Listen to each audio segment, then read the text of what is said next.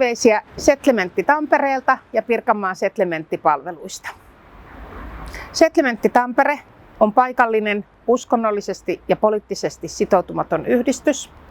Kohtaamme tuhansia ihmisiä vuosittain meidän erilaisissa matalan kynnyksen maksuttomissa palveluissa ja meidän kohtaamispaikoissa. Sekä tietysti meidän kahvilassa, Tesoman hyvinvointikeskuksessa ja Keskustorin Nakkifakirin kioskilla.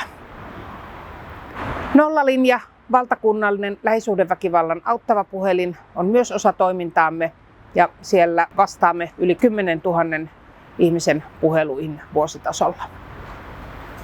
Voit lukea meidän toiminnasta lisää osoitteesta www.setlementtitampere.fi ja olet milloin tahansa tervetullut tutustumaan toimintaamme.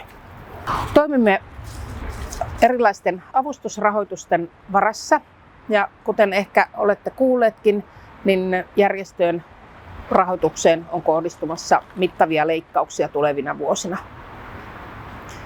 Toivon, että saamme erilaisia lahjoituksia. Lahjoitus voi olla myös aikaa. Tervetuloa vapaaehtoiseksi mukaan toimintaamme.